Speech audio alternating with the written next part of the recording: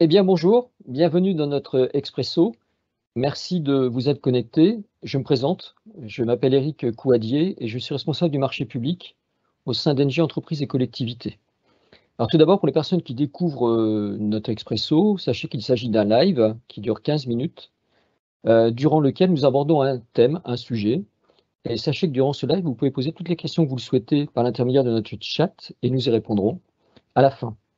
Donc aujourd'hui, nous allons découvrir ensemble le programme d'écomobilité scolaire MOBI. Mais avant de passer aux explications, je vais demander aux deux personnes qui vont intervenir de se présenter. Tout d'abord, Marie Lalanne, bonjour. Merci de vous présenter. Bonjour Eric et merci pour l'invitation à cet expresso. Je suis Marie Lalanne, je travaille pour une éco-entreprise qui s'appelle EcoCO2, qui crée des solutions pour accélérer la transition écologique par le changement de comportement. Parmi ces solutions, on retrouve donc le programme MOBI, qui est un programme d'accompagnement à l'écomobilité scolaire pour les collectivités et les établissements scolaires. Merci Marie. Bonjour Camille Bosseno, merci également de vous présenter. Bonjour à tous. Donc Camille Bosseno, je suis chargée de mission mobilité dans un service mobilité transport au sein d'une communauté de communes. La communauté de communes Erdrégère, elle est située au nord de l'agglomération nantaise. Merci Camille. Je me tourne vers vous, Marie, pour que vous puissiez nous présenter, s'il vous plaît, ce qu'est le programme MOBI. Absolument. Donc le programme MOBI, c'est un programme d'accompagnement pour les collectivités et les établissements scolaires pour mettre en place ce qu'on appelle un PDES.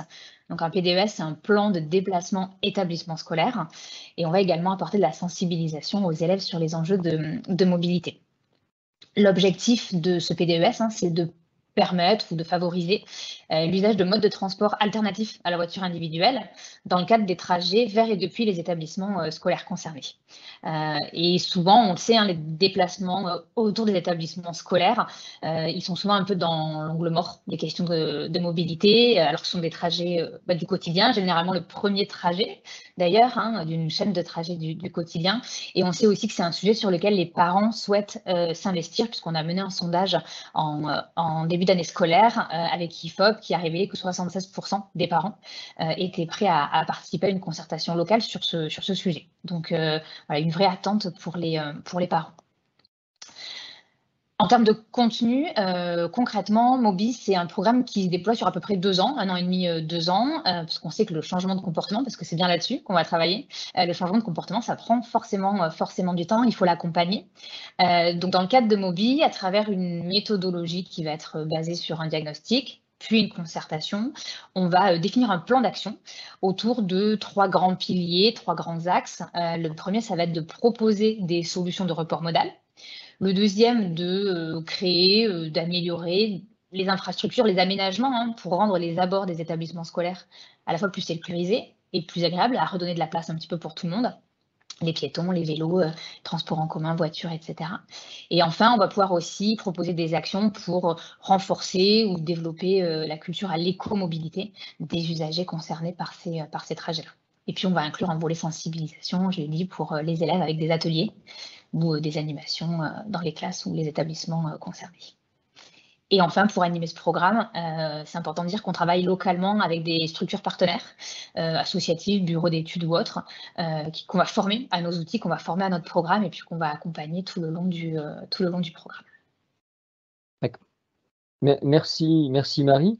Je vais m'adresser à vous maintenant, Camille. Avant de parler plus précisément du programme MOBI, j'aimerais tout d'abord que vous puissiez nous présenter les différentes démarches qui ont été engagées dans votre communauté de communes concernant la mobilité. Oui, bien sûr. Donc on est une collectivité qui regroupe 12 communes. Notre communauté de communes a validé dès 2017 un premier plan global déplacement qui a 3 grands axes de travail qui sont donner envie d'aller à pied, à vélo, participer au développement des transports en commun et changer la culture voiture. S'en est suivi un plan vélo en 2019 qui nous permet de se concentrer vraiment sur la démarche vélo et sur certains publics. Donc on a une démarche très, très forte sur le territoire. Les élus sont très impliqués et souhaitent vraiment changer de braquet en termes de mobilité durable. Le public scolaire est au cœur de notre démarche. D'accord, merci. Pouvez-vous nous expliquer en fait pourquoi vous avez retenu le programme MOBI et comment celui-ci s'intègre au niveau des différentes démarches que vous avez engagées? Mais nous intéressant particulièrement au public scolaire, on a développé un cursus pédagogique d'écomobilité scolaire. On développe ce programme depuis un certain nombre d'années, 4 ans maintenant, et on va au-devant des besoins d'animation, de développement de compétences des élèves et des établissements scolaires pour apporter vraiment une plus-value dans nos politiques de mobilité, vraiment localement, au plus près des écoles, des communes. Ce programme-là est diffusé à l'ensemble des écoles. Et le programme Mobis s'intègre parfaitement à des animations vélo, à des stages qualité de l'air, à tout un tas de démarches qui valorisent l'écomobilité scolaire, dans la mesure où le PDES, donc le plan déplacement établissement scolaire, est très riche. Il nous permet d'avoir un diagnostic des flux, de développer une marche exploratoire et bien connaître les abords des écoles et travailler au plus près ces questions-là avec les établissements scolaires. Et dans un deuxième temps, les animations proposées aux classes et donc directement aux élèves viennent nourrir ces étapes de sensibilisation et de formation qui sont primordiales. D'accord, merci. Pouvez-vous nous expliquer en fait comment a été prise la décision, quels sont les acteurs qui ont été engagés, comment ça s'est passé en fait? Donc on a eu connaissance du programme Mobi il y a maintenant plusieurs mois, de longs mois. On a été un petit peu retardé dans le développement et le déploiement de cette solution, de ce programme Mobi, parce qu'on a eu un petit peu le contexte sanitaire qui a pesé sur nos décisions. Néanmoins, dès que cela a été possible, dès que le contexte sanitaire s'est allégé, on s'est engagé auprès d'EcoCO2 et de l'association Alizé, qui est notre référent localement. Donc je remercie mon binôme pour l'occasion, Camille Huchet de l'association Alizé, qui est très mobilisée. Et donc, on a engagé le programme dès début 2021 en pensant l'engager rapidement, mais finalement, on a mis à profit ces mois un petit peu de temps mort puisque les écoles étaient assez contraintes. Et donc, on a renforcé vraiment ces temps d'échange, de concertation qui était finalement bien nécessaire et avec les communes et avec les écoles pour construire le projet et être prêt à le lancer à la rentrée de septembre 2021. Et on a engagé la démarche pour les 2 années scolaires 2021-2022, 2022-2023. D'accord, merci. Je suppose qu'il y a beaucoup d'acteurs qui ont été engagés en fait pour le déploiement de ce programme. Pouvez-vous nous dire quels sont les acteurs qui ont été engagés bien dans sûr. ce... On a tout un écosystème propre à l'école et un volet d'acteurs assez variés. La concertation nous a permis aussi de bien les repérer, tous les intégrer dans la démarche. Ils sont dans plusieurs catégories. Donc, si on se penche tout de suite sur le volet scolaire, au sein des établissements scolaires, on a des acteurs assez variés, les élèves eux-mêmes, parfois parce qu'on a des délégués, parce qu'on a des conseils municipaux de jeunes ou d'enfants. Donc, on peut avoir des représentants du corps enseignant. Souvent, on propose un binôme pour qu'ils puissent se passer les informations et puis prendre le relais si l'un ou l'autre était absent ou ne pouvait pas assister à toutes les étapes. On a bien sûr l'équipe de direction, ça c'est vraiment un acteur fondamental qui nous permet d'avoir un relais direct avec l'établissement scolaire et on ouvre la discussion au personnel encadrant et périéducatif. On a ensuite un bloc d'acteurs qui est représenté dans le volet mairie. Donc on a là, je vais les nommer, on en a plusieurs. On a bien sûr les élus pour qui on fait une présentation globale du projet et qu'on veut vraiment avoir à nos côtés tout au long de la démarche parce que c'est vraiment primordial d'avoir un portage politique. Et puis on a le binôme technicien en face des élus. Et là aussi, ils sont assez nombreux. On a le représentant, le ou les représentants des services enfance, jeunesse, voirie, travaux, mobilité, parfois développement durable. C'est vraiment primordial parce que ce sont des acteurs essentiels pour construire la démarche. Oui. En parallèle, on invite les structures périscolaires, ça peut être l'accueil, loisirs, le centre jeunesse, pour qu'ils soient mobilisés tout au long de la démarche. Et puis, on a bien sûr les associations qui sont autour de l'école, les associations sportives, les associations de parents d'élèves, les associations de quartier, de riverains qui peuvent aussi avoir un rôle à jouer. Et puis, l'association Alizé qui a un petit peu la casquette d'animateur et de coordinateur du projet pour le volet Mobi. Et puis moi, pour la coordination et le volet administratif entre l'ensemble des acteurs et le déroulement de la démarche. D'accord, merci. Je voudrais qu'on parle un petit peu de chiffres. Pouvez-vous nous donner quelques bilans en fait? Ça fait presque 1 an que vous déployez ce programme. Quel premier bilan vous pouvez en tirer? Enfin, dit autrement, Camille, pouvez nous dire où vous en êtes Bien sûr. aujourd'hui? Il y a un an tout juste, on proposait aux communes et donc aux élus référents de participer à ce projet MOBI. On a recruté 4 écoles à vraiment un titre expérimental pour avoir le temps nécessaire pour suivre vraiment ces 4 démarches. Aujourd'hui, ces 4 établissements ont bénéficié d'un événement de lancement, d'un diagnostic fin qui a été mené grâce à une enquête sur une plateforme numérique. Une marche exploratoire, c'est-à-dire qu'on va identifier les abords des écoles et on va faire le tour des sites. Et puis enfin, un plan d'action. Tout cela est jalonné par des phases de rencontres en réunion par des comités MOBI qui regroupent l'ensemble des acteurs et qui nous permettent de valider chaque étape. On est à la veille de la 2e année qui sera consacrée à la consolidation du plan d'action et au déploiement de solutions. D'accord, merci. On n'a pas encore parlé de budget. Pouvez-vous nous dire en quelques mots combien coûte le programme MOBI à votre collectivité? Bien sûr, je vais faire simple et je repasserai la parole à Marie. Oui,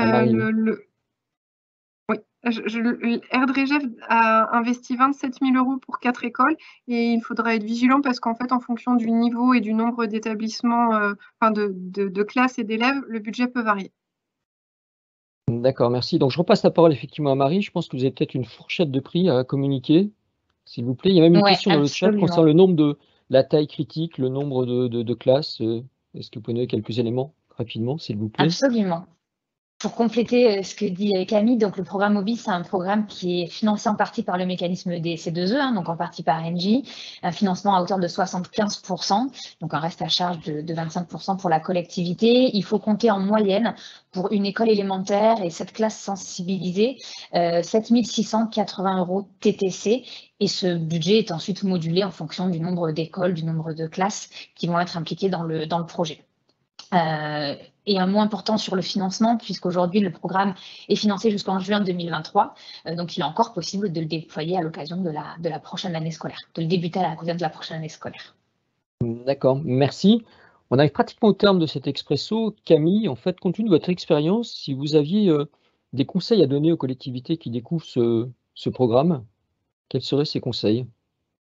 J'ai quelques conseils. Je pense que la concertation et le partage de ce programme auprès de l'ensemble des acteurs paraît vraiment primordial pour que l'ensemble des personnes impliquées dans les déplacements du quotidien domicile-école soient vraiment autour de la table. Ça me paraît vraiment fondamental de prendre ce temps. On a un projet au long cours, c'est un projet fil rouge sur 2 ans qui permet vraiment d'impliquer l'ensemble des acteurs et de se donner le temps de cette concertation et d'avoir quelque chose de solide à bâtir de manière collective. Sur le territoire, on profite vraiment de cette démarche collective et on sent que quelque chose se déploie et se passe puisqu'on a de plus en plus de demandes, d'implications de la part de nos partenaires. Ça, je pense que c'est un facteur plutôt de bonne conduite du projet. Et on va sûrement d'ailleurs rempiler pour la rentrée prochaine avec de nouveaux établissements. D'accord, merci. En conclusion, Marie, est-ce que vous pouvez nous faire un petit retour sur les expériences au niveau national, s'il vous plaît? Oui, avec plaisir. Alors MOBI, c'est un programme qui est récent, qui a été labellisé en 2020. Camille l'a un petit peu évoqué avec le contexte sanitaire, les élections municipales de 2020. La majorité des projets ont démarré à la rentrée de septembre dernier. Donc, c'est le territoire de Camille qui est un des plus avancés sur les différentes étapes du programme. Aujourd'hui, on déploie un petit peu plus de 160 PDES sur le territoire, aux côtés de 80 à peu près collectivités. Et on travaille tout aussi bien avec des régions, des départements, des EPCI, des communes. On travaille dans toutes les régions, dans 45 départements. Et à titre d'exemple, on travaille avec le conseil départemental du Tarn, la communauté d'agglomération de Charles Métropole, la communauté de communes d'Erdre-Gèvres, et puis des plus petites communes sur des territoires à la fois ruraux, urbains ou semi-urbains. D'accord, merci. Voilà, nous arrivons au terme de cet expresso. J'espère qu'il vous aura permis de répondre à toutes vos interrogations sur ce programme. Sachez 2 choses. La première, c'est que cet expresso sera disponible en replay sur notre site internet. Nous vous enverrons un mail pour vous fournir tous les liens. Sachez également, si vous avez des interrogations, que vous pouvez contacter, bien sûr, votre interlocuteur commercial d'Engie Entreprises et Collectivités. Il me reste à vous remercier, Marie et Camille, pour votre participation. Merci beaucoup. Merci à vous. Merci Eric. Et je vous souhaite une bonne fin de journée. Je vous dis au revoir.